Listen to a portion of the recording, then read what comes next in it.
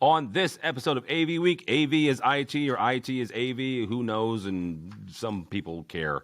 DTEN has a dual platform product coming down the line and a brand new group for women in the industry. All that and more next on AV Week. The network for the AV industry. What are you listening to? This is AV. This is AVNation. This is AVNation.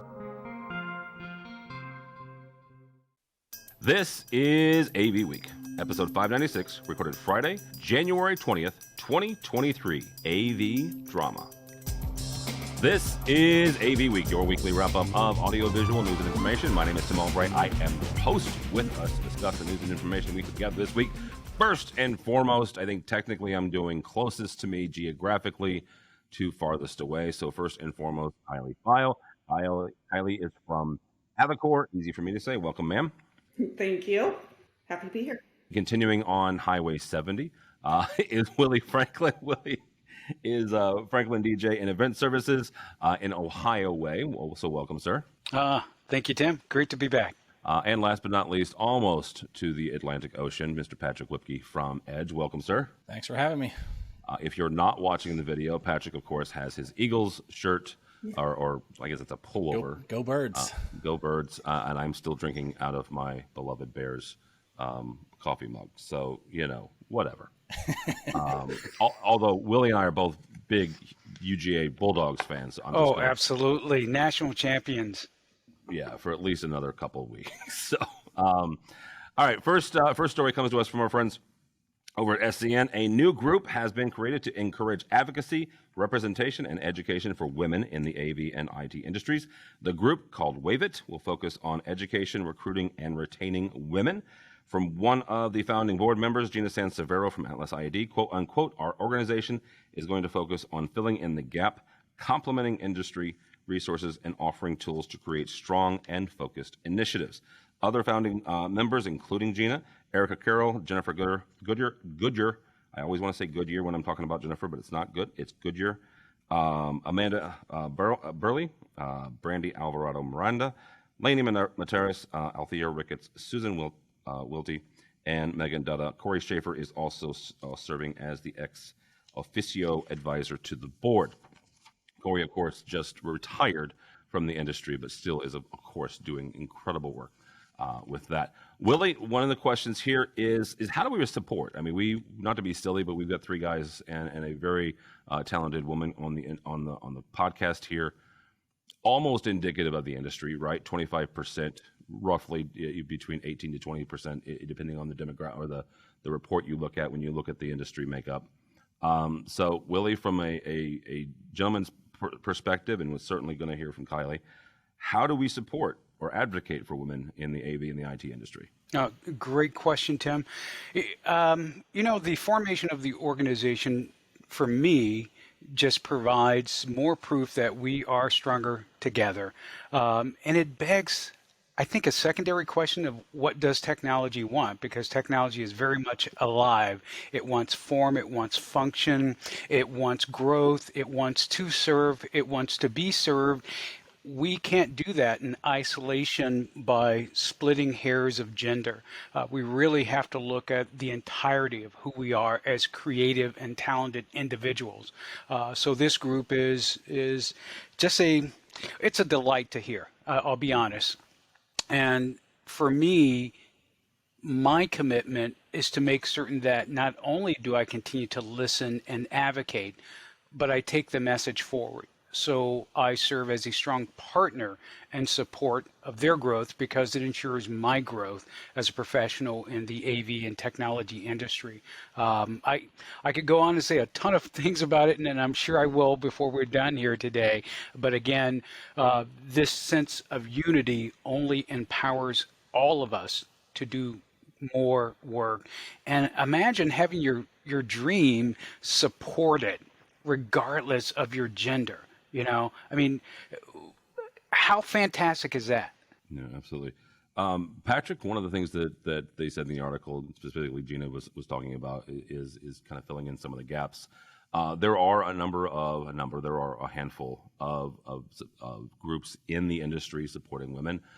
So what are some of the gaps that we see that still need to be filled to support and advocate for women in the industry? It's tough because I think what they're doing is really honorable and it's exciting. So some of the gaps I could see is just more awareness. I feel like the awareness just isn't there fully. And I saw the launch on Rave this week. I was really excited. I was watching closely, and as I'm on, I'm like, how do I sign up? Because I wanted to get involved as soon as I saw this. And I have 3 daughters, so I get excited about things like this that promote women and help them do good things within the industry and within the world. I mean, this is cool to see, just more and more awareness, and I think some education, maybe specifically around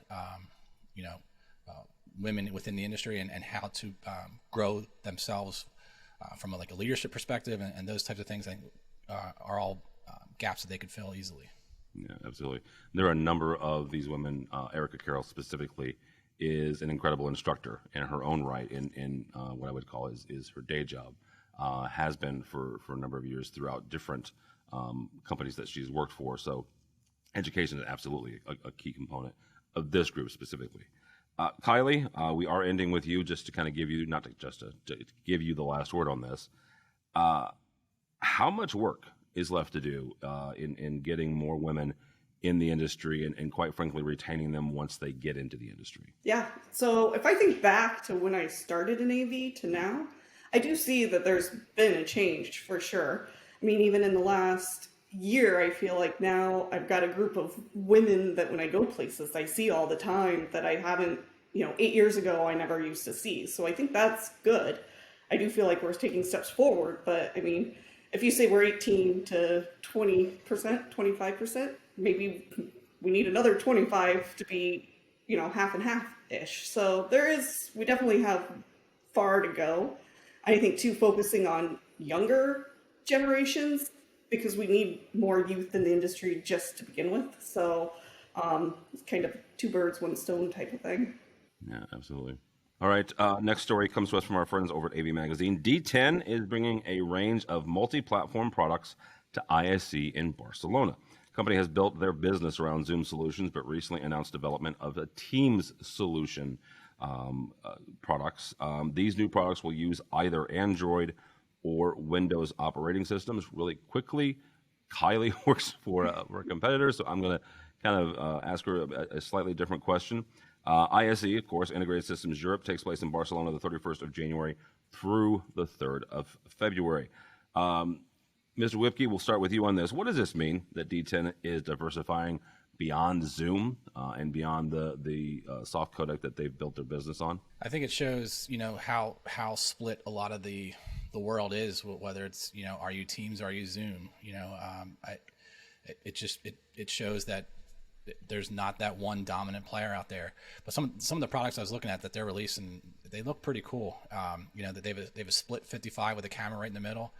I mean, people have been asking for that for a while now. That's always the big question: is where's the camera go? Does it go above? Does it go below? And now they're putting it right in the middle. That's where it needs to be. So that looks pretty cool. They have a couple other things that I'm excited to see when I'm out there in Barcelona. But it's definitely, it shows that they want to grow their market and grow the reach of who they're attracting as customers. Kylie, from an operating sense standpoint, they have chosen to do 2 different platforms. Avocor has 100% inside Windows. Kind of compare and contrast, and what's some of the benefits of sticking with one operating system from a support or a performance standpoint? Yeah, so I mean, I think we're with Windows, a little more secure. Also, we're just kind of a little more open where we don't have stuff built into ours. So you can kind of choose your own adventure is kind of what I say with Avocor. Whereas they're kind of opening themselves up a little bit more than they used to be, being kind of pigeonholed into Zoom. Now they have more options and stuff as well. So it's going to be interesting to see where that goes. Willie, from a user standpoint, Willie, he's always done DJing, but he has recently retired from education, from higher education. So from an end user standpoint, which OS is better, or does it depend on the situation, or does the platform, does the OS even matter when you're talking about the actual performance and what you're trying to get done? I'm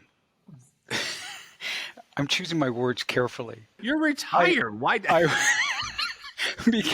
Let it fly. because I'm brand agnostic on this one. Okay. And it's because I feel like I have to walk a very thin line, and that thin line is uniquely centered on client services. At the end of the day, an integrating system and providing that user service and user support, my clients were more interested in will it work, how it works, versus what does it work with. Now, and that's not to devalue the work of any corporation, any designers, and any integrators out there. But at the end of the day, the system just has to play well with everything around it.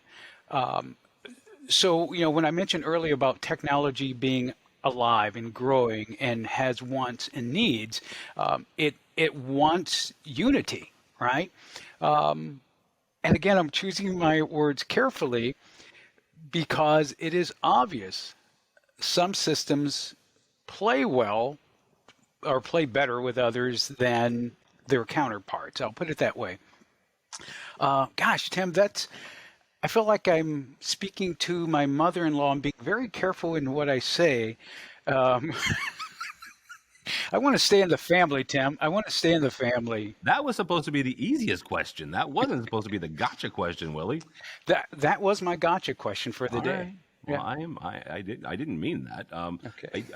I say this because I mentioned the fact that DTEN has built their business around Zoom. They have. This is not some ginormous secret. I mean, that if you looked at a DTEN product over the last 4 or 5 years, it is 100% been a Zoom only solution. And so as they're evolving and bringing in Teams and obviously a Microsoft environment, just being very interesting to see how they're making some of their technical choices. So, all right, finally, this one, I don't do this very often. Frankly, I don't write much very often, but I did this week. ISE, I mentioned earlier, Integrated Systems Europe is coming down the pipeline. 31st of January is when it starts. They've got a pretty significant IT and AV convergence section of ISE in a number of the halls, specifically Hall 5 and Hall 6. But this is something that we've been talking about for over 20 years. I've referenced this before. I will say this story again. A dear friend of mine, Kevin Iselli, dug out from his multitude of pictures from Infocom years and years ago, and I believe it was Infocom 2001 or 2002. There was a ginormous banner over the hall that said convergence. That was 20 years ago, and we are still talking about this, right? So I wrote a piece kind of promoting the IT AV part of ISE, and in it I said, look, AV is IT, right? It is. This is silly. AV is IT, and in a tweet, and I bring this up because I have a lot of respect for Joe Cornwall. He responds by saying, quote unquote, IT is just a transport, nothing more. Now, Joe Cornwall kind of hits back at you. You got to take a second and reconsider your thought process. But my points are very simple, and I'm going to ask each of you guys in turn. Transport certainly is IT, 100%, right? We transport on RJ45s on the network. Communication protocols. Now, I am a failed control systems programmer, 100%. And I used to use ASCII, and I used to use a bunch of other different protocols. Well, the protocols that we use now are IT protocols, right? It's what we use. And last but not least, the budget comes from IT. There are no more AV groups. There are no more AV departments. Your checks, the people that hire AVISPL, CTI, anybody, those are IT departments that come from the IT budget. Yes, there's an art to AV, 100%, and there always will be. But just like telephony is IT, and 30 years ago it wasn't, AV is IT. So, Kylie, you'll get the first crack at me from this. Is IT AV, or is AV IT, or neither, or where are we at with this? It's funny because I was just last week chatting with our technical sales engineer because we had a demo with a potentially new integrator for us, and I'm looking at their website and it was so IT. I'm like, I'm not even sure if this is an end user for us or if this is an integrator for us because of that. And I said, it's really getting muddy. And we get on the call, have a whole AV division now, and they're updating their website to reflect both sides of it. So it's definitely something where there is a merging, where I think people are realizing they need both. And even integrators who don't, I've noticed we have some that will say, you know, I'm an IT integrator, but we're contracted on this integrator to be our AV arm for this project, and so we're working this together. So yeah, I definitely think it's looped together for sure. All right. Willie, from an end user standpoint, does this argument matter, right? Does it matter to the folks on the front line making this happen? For me, it still matters. I will be the first to admit, with my legacy brain, AV is not IT, IT is not AV. That's what my head tells me, Yep. or my heart. My head tells me the two are inseparable. And that's a reality that came to the forefront when my AV unit moved across campus to join the IT unit. I'm sorry, what unit was that, Willie? Our AV unit What budget was that, Willie? migrated across, and the academic dean joined budgets, right? But the Internet of Everything means that whatever we're doing these days, there's some degree of connectivity and networking that's undeniable. You know, when we walk into an auditorium, set a microphone on the stand, and that keynote comes out, it is not so apparent, really, that we have solid state amplifiers that are running, pushing content out through those loudspeakers, and we're taking in all of that dialogue.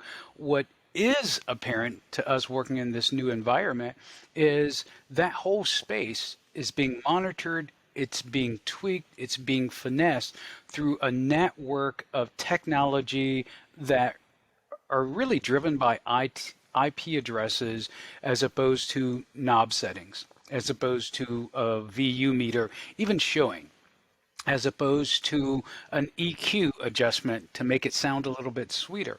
All of that is internal. All of that is either PC-based, network-based, based on an Apple or iOS system.